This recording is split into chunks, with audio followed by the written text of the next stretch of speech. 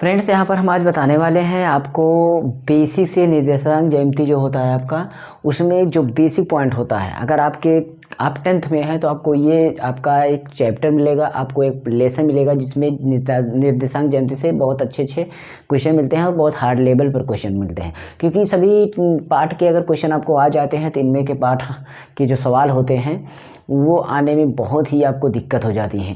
तो कुछ पॉइंट्स यहाँ पर हम बताते चलेंगे जो बेसिक होंगी। पहले आज हमारा बेसिक ही चलेगा, इसके बाद जो सवालें होंगी वो हमारा चैप्टर आएगा। जब 10th में मैं चैप्टर वाइज सोल्यूशन करवा रहा हूँ, वो आएगा तो लगेगा, बहुत बेसिक तरीके से बताता हूँ। तो हम कुछ ज्ञान की बातें यहाँ पर हम बताने चल रहे हैं। जैसे देखिए, अगर आपको पता हो तो ये होता है आपका एक कोऑर्डिनेशन, जो आपको पता है कि यहाँ पर आपका एक चतुर्थांश जो होता है इस तरीके से। तो यहाँ पर जो ये वाली रेखा है इसको हम x बोलते हैं। क्या बोलते हैं? इसको हम x। और जो ये वाली रेखा होती है इसको हम क्या बोलते हैं? y। ठीक है, यहाँ पर हमारा 0 शुरू होता है। क्या होता है? 0 बीचों बीच में, मतलब यहाँ पर 0। उसके बाद 1 2 3 4 5 ऐसे जाएगा। सेम इसी तरीके से एक उतनी दूरी जो हो समान होनी चाहिए। यहाँ पर बीच का जो लेंथ है समान होना चाहिए। सेम इसी तरीके से आपका बराबर होना चाहिए। 2 3 4 5 इसी तरीके से यहाँ पर भी आपका 1 2 3 4 5 सेम ऐसे ही 1 2 3 4 5। तो यहाँ पर आपका हो जाएगा 1 2 3 4 5 -1 -2 -3 -4 -5 -1 -2 -3 -4 -5। ठीक है, ये आपका x हो गया। अब आप समझिए यहाँ पर कंडीशन क्या है। देखिए, अगर आप इसको समझ जाते हैं तो आपका बहुविकल्पी वाला काम जो ऑब्जेक्टिव टाइप क्वेश्चन और मार्कशीट वाला होगा 10th में, तो आपका काम यहाँ से हो जाएगा एक अंक का काम। बाकी और जो सूत्र बनते हैं वो भी बताएंगे। ये जो बेसिक है, अगर आप ये आज समझ लेंगे तो आपको इसमें की गणित समझने में, आपको इसमें सवाल समझने में कोई दिक्कत नहीं होने वाली है। तो प्लीज़ वीडियो को थोड़ा स्टे रहिएगा, धैर्य रखिए, अपने ऊपर विश्वास है तो आपका भी देखिए कैसे काम होता है। एक बात समझना है, सबसे पहले नंबर हमें क्या काम करना है। अगर आपको पता हो तो बोलते हैं राइट साइड, राइट हैंड। एक हमारा हैंड में, दोनों हाथों में राइट हैंड जो होता है वो बलवान माना जाता है, वो सबसे अधिक चलने वाला। मतलब राइट को हम ज़्यादा, मेनली कहने का मतलब उसको हम ज़्यादा उसका हम लेवल देते हैं कि हमारा राइट हैंड जो होता है वो सबसे मेन माना जाता है, उसमें ज़्यादा ताकत होती है। मतलब दोनों हैंड में से हमारा राइट हैंड मेन होता है। तो सीधी बात में अगर हम इसे हाथ करें तो राइट हैंड मेन है, तो इसका मतलब राइट, अगर मतलब ये इसका दाहिना हाथ है, बोलते हैं ना इसका दाहिना हाथ है, इसका मतलब दाहिना हाथ बोला गया है, तो इसका मतलब वो प्लस में है थोड़ा। दाहिना हाथ का मतलब ताकत है, मतलब उसके पास सब चीज़ें हैं, ज़्यादा है। तो जो चीज़ें ज़्यादा हों, प्लस में हो, उसी को कहते हैं। जैसे कि हमारा ये हमारा सब प्लस में है। इधर दाहिने साइड में क्या होगा? सभी प्लस में होंगे। किस में होंगे? प्लस में होंगे। दाहिने साइड किस में होंगे? प्लस में होंगे। और इधर देखिए ये सब प्लस में है, ऊपर साइड प्लस में, और बाएं साइड माइनस में, नीचे माइनस में। अब ये बताइए, ऊपर जितने चले जाएंगे बोलेंगे प्लस होते चले, मतलब एक ऐसे ऐसे ऊपर प्लस होते जा रहे हैं। लेकिन नीचे जितना जा रहे हैं उसको बोलेंगे कम होते जा रहे हैं। नीचे जितना जाएंगे उतना कम होते जाए। कम का मतलब माइनस, ज़्यादा का मतलब प्लस। और इसी तरह बाएं साइड का मतलब कम ताकत होता है बाएं हाथ में, तो इसका मतलब कम है, कम का मतलब माइनस। आप इस तरीके से चिन्ह आपका कन्फ्यूजन जो हो जाता है, कभी कन्फ्यूजन नहीं होगा। दिमाग में बैठाइए, दाहिना हाथ बलवान, दाहिना हाथ में मतलब है तो ताकत है, मतलब ज़्यादा है, ज़्यादा है मतलब प्लस। ऊपर जा रहे हैं मतलब प्लस हो रहे हैं, नीचे जा रहे हैं मतलब डाउन हो रहे हैं, मतलब कम हो रहे हैं। बाएं साइड जा रहे हैं, बाएं हाथ कमज़ोर है मतलब बाएं में कम है, तो इसका मतलब माइनस है। तो दाहिना प्लस, ऊपर प्लस, बाकी दोनों माइनस। तो इस तरीके समझिएगा। अब यहाँ पर एक बार दिमाग डालिए, यहाँ पर आपका ये प्लस में है, ये प्लस में है, तो इस तरीके से ये प्लस और प्लस ही होगा। और इधर देखिए ये माइनस में है, ये माइनस में है, तो आपका ये माइनस और प्लस ही होगा, उस वाली माइनस ही होगा। क्या होगा? माइनस और माइनस ही होगा। इसी तरीके से अगर हम इसमें चलें तो यहाँ पर देखेंगे ये माइनस में है, ये प्लस में है, तो हम यहाँ पर प्लस और माइनस करेंगे। यहाँ पर आपका माइनस और प्लस है। तो इस तरीके से अगर हम चलते हैं यहाँ, तो हमारा सारी चीज़ें इस तरीके चिन्ह हमारा बन जाता है। ठीक है। अब रही बात, आपको अगर इसको कहने का मतलब अगर आप समझें कि इसमें जो बिंदु होते हैं, बिंदु ये वाले होते हैं, ये सभी देखिए आपका ये 2 है तो मतलब एक बिंदु की अपना यहाँ से, जिसे मैं बोलूँ अब यहाँ तो आपका ये फर्स्ट चतुर्थांश हो गया या प्रथम हो गया, ये द्वितीय हो गया और ये तृतीय हो गया और ये चतुर्थ हो गया, ये चतुर्थ हो गया। तो फर्स्ट सेकेंड थर्ड एंड चतुर्थ जो आपका ये चतुर्थांश है, इनको अच्छी तरीके से आपको समझना है ताकि आपको दिक्कत ना हो। ठीक है, यहाँ पर आपको ये सारी बातें अच्छी तरीके से समझना है। तो आपको चतुर्थांश समझ में आ गया। अब इसमें हमें क्या समझना है कि बिंदु कैसे हमें, तो ये हमारा प्लस प्लस, ये हमारा माइनस प्लस होगा और ये हमारा प्लस माइनस होगा, बस थोड़ा सा डिफरेंस था, सॉरी। यहाँ पर हमारा प्लस माइनस कैसे, देखिए जैसे कि देखिए यहाँ पर हमारा ये देख रहे हैं, हमें प्लस पॉइंट को मतलब अगर प्लस आपके दोनों, ये दोनों में अगर हमारा प्लस जो है, प्लस को पहले लेना है फिर माइनस को लेना है। तो इसमें भी प्लस है, इसमें प्लस है, दोनों को प्लस है तो कोई बात ही नहीं। इधर दोनों में देख रहे हैं ये प्लस है माइनस, तो पहले प्लस, तो इधर आपको ये पहले प्लस वाला फिर उसके बाद माइनस वाला, मतलब हमारा एक्स अक्ष वाला पहले, उसके बाद वाई अक्ष वाला देखेंगे। तो एक्स अक्ष में इधर देखते हैं हमारा एक्स अक्ष देख रहे हैं, तो इधर हमारा क्या है, प्लस है, वाई अक्ष उसके बाद माइनस है। देखिए क्योंकि बिंदु जो होगा, बिंदु हमारा पहले इसकी हम समझ जाते हैं कंडीशन, एक्स कामा वाई में होगा, इसको हम बोलते हैं बिंदु। क्या बोलते हैं इसको हम, बिंदु। बिंदु, एक बिंदु के अंदर हमारा एक्स होगा और वाई होगा, मतलब एक्स होगा और वाई होगा, इसको बोलते हैं एक्स ये वाले को, और इसको बोलते हैं वाई। क्या बोलते हैं, वाई। तो आप दिमाग ये लगा लीजिए कि चिन्ह आपको ऐसे ही याद हो जाएगा, कोई इसमें कन्फ्यूजन करने की बात नहीं है। पहले एक्स लिखेंगे, इस कोठे में जाएंगे, इस चतुर्थांश में जाएंगे जिसको फर्स्ट चतुर्थांश, पहला चतुर्थांश बोलते हैं, जिसको प्रथम चतुर्थांश बोलते हैं, इसको द्वितीय चतुर्थांश बोलते हैं, इसको हम तृतीय चतुर्थांश बोलते हैं, एंड इसको हम चतुर्थ चतुर्थांश बोलते हैं।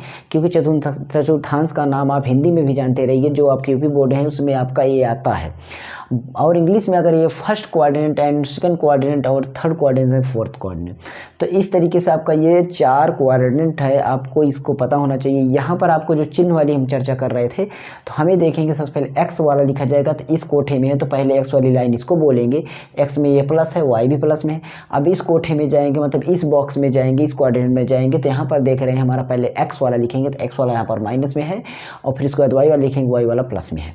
बस यहाँ पर ये भी एक्स भी वाई और माइनस वाई दोनों माइनस में, दोनों माइनस में, लेकिन यहाँ पर चर्चा करते पहले एक्स लिखा जाएगा, तो एक्स वाला पहले प्लस में है और वाई वाला माइनस में है। तो इस तरीके से चिन्ह आपको शायद याद हो जाएगा, क्यों याद हो जाएगा ना। चलिए ठीक है, अब हम बिंदु को दर्शाना सीखते हैं। बिंदु को जैसे यहाँ पर आपका है, देखिए यहाँ पर 5 और कामा -3। तो अब आपको किसी को ये बताना हो, यहाँ पर आप, मैं और भी लिख देता हूँ, यहाँ पर किसी को भी बताना, क्योंकि इस तरीके की सवाल आएगी तो दिक्कत हो जाएगी।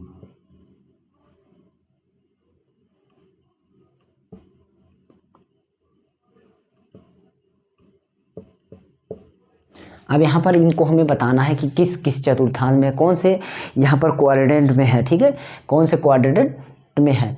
तो इसका हम कौन सा, मतलब हमारा क्वाड्रेंट है, और ये कौन सा क्वाड्रेंट है, और ये कौन सा, मतलब कुछ चतुर्थांश में। तो देखिए कैसे समझना है, हमें पता है x प्लस में हो, x प्लस में हो, अच्छा x प्लस में इसमें हो गया। फिर y जो है ये क्योंकि यहाँ पर पहले x, कामा के पहले x, कामा के बाद y, तो कामा के पहले x हमारा 5 हो, मतलब x हमारा यहाँ से यहाँ का 5 वो भी प्लस में हो, प्लस में इधर होता है, अच्छी बात है। फिर y जो हो वो माइनस में हो, y माइनस में किधर होता है, नीचे होता है, मतलब हमारा इस कोष्ठक में आएगा, तो इस कोष्ठक में चतुर्थांश, किस में चतुर्थांश में होगा, ये चतुर्थ में होगा, इसका नाम हमारा चतुर्थ में होगा।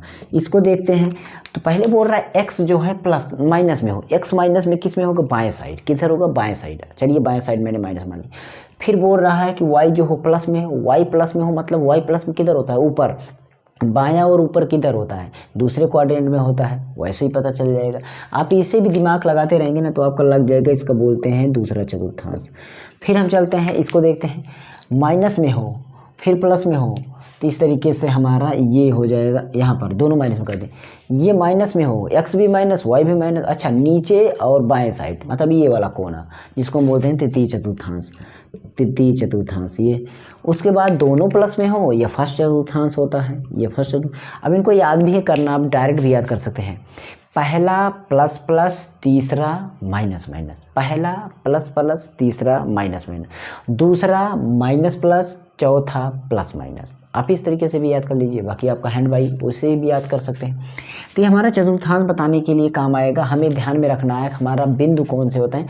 जब भी बिंदु लिया जाता है पहले कामा के पहले x होता है और कामा के बाद हमारा y होता है, इसको हमें समझ में आनी चाहिए। ठीक है, अगर आप इस बात को समझ गए हैं तो 100% आप सवाल को करने में, सूत्र को बनाने में आपको दिक्कत नहीं होगी। अब यहाँ पर बिंदु कैसे कैसे आखिर बिंदु ये आते हैं, यहाँ पर देखते हैं कि ये जो अगर आ गया आपका ये 5, 3 को अगर हम -3 को दर्शाएं तो कहाँ पर ये पड़ेगा, दिमाग लगाइए कहाँ पर पड़ेगा।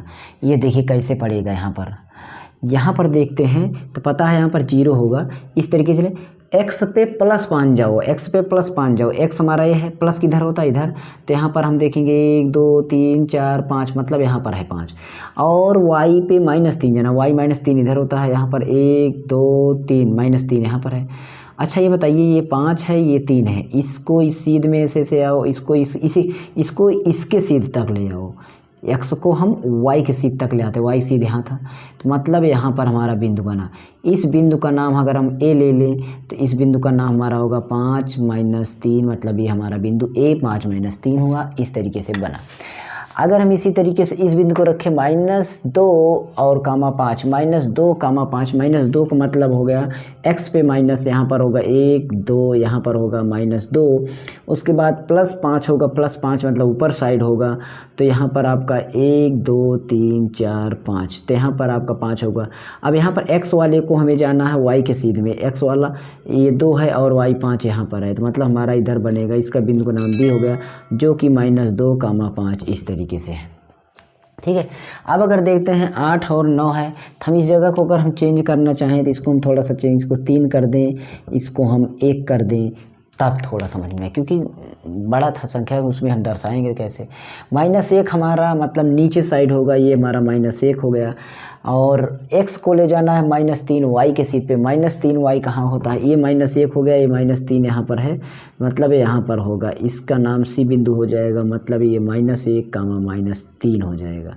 इस तरीके से बिंदु हमारा मतलब जहाँ पर जिस एंगल में होगा हमें समझ, ये 2 होगा वो 5 होगा, x में आपका 2 होगा ये 5 होगा, मतलब हमारा इस सीध में होगा आपका D बिंदु, जिसका नाम है 2 कामा 5। आप सभी नज़र पर देख लीजिए, पहले x वाला ढूंढेंगे हम बड़ी लाइन पर, y वाला ढूंढेंगे हम खड़ी लाइन पर, तो ये सारी चीज़ें समझ जाइए। बिंदु दर्शाना, बिंदु को समझना, समझिए। अब कभी कभी क्या बोला जाता है, 2 बिंदु हों उनके बीच की दूरी निकालना हो, मतलब हमारा क्या करना है, इसके बीच की दूरी निकालना हो, या इसके बीच की दूरी निकालना हो, या इसके बीच की दूरी निकालना हो, या फिर आपका इसके बीच की दूरी निकालना हो, या इसके बीच की दूरी निकालना हो। दूरी कहीं से भी कहीं भी निकाली जा सकती है। ठीक है, आपको ये बात समझ में आनी चाहिए कि आखिर दूरी कैसे कैसे निकाली जा सकती है। तो हमारी दूरी जो निकालनी है उसका फार्मूला हम कैसे यहाँ पर क्रिएट करेंगे उसको देखते हैं। मतलब हमारा जो दूरी निकालना होता है कि दूरी कैसे निकालें, दूरी जो निकालना होता है तो हमारा देखेंगे वो बिंदु कौन सा है। जैसे हमारा ए, यहाँ पर हमारा ए से बी के बीच की दूरी निकालना है, तो दूरी निकालेंगे जिसके बीच की लिख देंगे ए से बी के बीच की दूरी, ए से बी बीच की दूरी। तो दूरी वाला जो फार्मूला बनेगा हम उसको कैसे बनाएंगे, बहुत आसान विधि है। देखिए सबसे पहले क्या आता है x उसके बाद y, सबसे पहले क्या आता है x उसके बाद y। तो हमें क्या काम करना होता है, हम सबसे पहले क्या करेंगे, और एक बात भी समझ लेते हैं। जैसे ये एक बिंदु है तो इसका मतलब एक x, अगर यहाँ पर ये पहला बिंदु है इस तरीके से, अगर ये दूसरा बिंदु होता तो x कामा y ये भी होता, पर ये दूसरा बिंदु तो x2 y2। अगर ये तीसरा बिंदु होता तो x3 कामा y3। अगर ये चौथा बिंदु होता तो x4 और कामा y4। मतलब जितने बिंदु की संख्या होगी वही संख्या यहाँ पर दर्शाई जाएगी। तो इसी तरीके से अगर हम समझते हैं तो जब कभी भी घटाना हो तो आप 2 में से 1 घटाएंगे, 1 में से 2 घटाने में प्रॉब्लम होती है, मतलब मेरा सटीक कौन सा पड़ेगा, ज़्यादा में से कम। तो यहाँ का काम करेंगे हम, काम ये करना है x करेंगे फिर से x करेंगे, ये ज़्यादा वाला ये कम वाला दोनों का डिफरेंस करेंगे। बात समझिएगा, ज़्यादा वाले में कम वाला मतलब x2 में x1, x3 में x2, x4 में x3, ज़्यादा में कम किया, उसके बाद ब्रैकेट लगाया, होल स्क्वायर लगाया, ब्रैकेट लगाया, होल स्क्वायर लगाया, ध्यान दीजिएगा, ब्रैकेट लगाया, होल स्क्वायर लगाया, उसके बाद प्लस लगाइए। फिर से हमने x का काम, क्योंकि पहले x आता है फिर y वाला काम करेंगे, तो y 2 में y1 घटाइए, मतलब ज़्यादा में कम, स्क्वायर लगाइए, अंडर रूट लगाइए, ये हमारा फार्मूला तैयार हो जाता है। अगर आपको सवाल लगाना होगा डायरेक्ट आप सूत्र ना रखें, आप इसी में समझ के लगाएंगे, आप आराम से लगा लेंगे, ये हो जाएगा इस तरीके से। ठीक है, तो हमें दूरी का सूत्र इस तरीके से, ये क्या था, ए और बी के बीच दूरी थी। कभी कभी क्या आ जाता है इसमें, मतलब कि हमारा क्या, जैसे आपका त्रिभुज आ गया, मान लीजिए आपका कोई त्रिभुज आ गया और यहाँ पर ए है, यहाँ पर बी है, यहाँ पर सी है, मतलब यहीं पर अगर हम देखें तो ये देखिए ये वाला आपका ऐसे ही बन गया, मतलब यहाँ पर इस तरीके से, इस तरीके से, इस तरीके से। तो आप ये बताइए इसमें त्रिभुज बन नहीं गया? तो जब त्रिभुज बन गया तो इसके बीच में दूरी जो है, मतलब ए से बी के बीच की दूरी हम कैसे निकालेंगे, बी से? तो सबसे पहला काम हम ए से बी के बीच की दूरी, यहाँ से यहाँ तक दूरी निकालेंगे, फिर बी से सी के बीच की दूरी निकालेंगे, फिर सी से ए के बीच की दूरी निकालेंगे। मतलब सेम काम वही होगा कि दो बिंदुओं के बीच दूरी, पहले इसका निकालेंगे जो आएगा, फिर बी और सी का निकालेंगे जो भी आएगा, फिर सी और ए का निकालेंगे। इस तरीके से तीनों भुजाओं का हम अलग अलग निकालेंगे।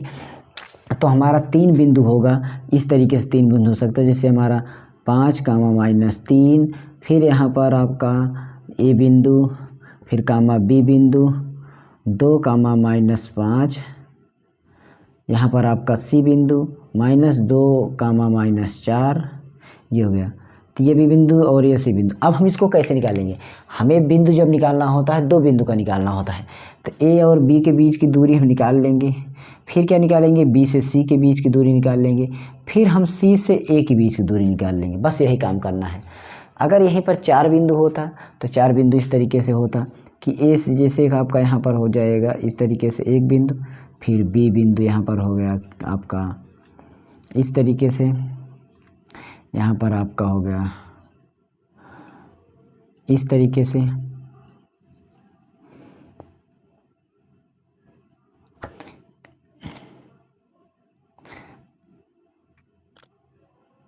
ठीक है। अब ये 4 बिंदु हो गए, 4 बिंदु के बीच दूरी निकालना हो तो पहले 2 ही, याद रखना हमेशा 2 ही बिंदु के बीच दूरी निकालनी है, मतलब पहले इसके बीच का, फिर इसके बीच का, फिर इसके बीच का, लास्ट में लास्ट से पहले के बीच का। बीच की दूरी निकालने वाला सूत्र हर बार वही होगा। जब इसको सवाल को हम निकालें तो कभी आंसर लास्ट में, अगर मान लीजिए यहाँ पर आ जाता है जैसे 56, तो आप 56 के क्या करिए, वर्गमूल निकालिए। क्या निकालिए? वर्गमूल निकालिए, और अंडर रूट में ही लिखिए। पूरी तरीके से नहीं निकल रहा है तो, लेकिन यहाँ पर अगर ना निकले तो यही उत्तर लिख दीजिए, लेकिन अगर उसका थोड़ा बहुत वर्गमूल निकलता है तो उसको निकालिए, जोड़ा बना के जो गुणनखंडी से निकाला जाता है। तो इस तरीके से बेसिक चीज़ें आपको इसमें समझना है। बेसिक चीज़ें एकदम मैंने समझाया। विभाजन वाला सूत्र अभी मैंने नहीं बताया, तो विभाजन वाला सूत्र भी मैं आगे कमेंट करेंगे तो उसका भी बना दूंगा। बहुत ही तरीके जैसे आपने इस सूत्र को बना लिया उसी तरीके से उसको सूत्र को भी बना लेंगे, बिना सूत्र के भी सवाल हल करना सीख जाएंगे। तो अगली वीडियो में मिलेंगे, तब तक हम हमारे चैनल पर स्टे रहिए और मेरे सेकंड चैनल को भी फॉलो कर लीजिए, सब्सक्राइब कर लीजिए। मास्टर जी मोबाइल टेक चैनल का नाम है, प्लीज़ इसको सब्सक्राइब करिए और सपोर्ट करिए। Thanks for watching. मिलते हैं नेक्स्ट वीडियो में, तब तक के लिए आप हमारे चैनल पर स्टे रहिए। जय हिंद एंड गुड बाय।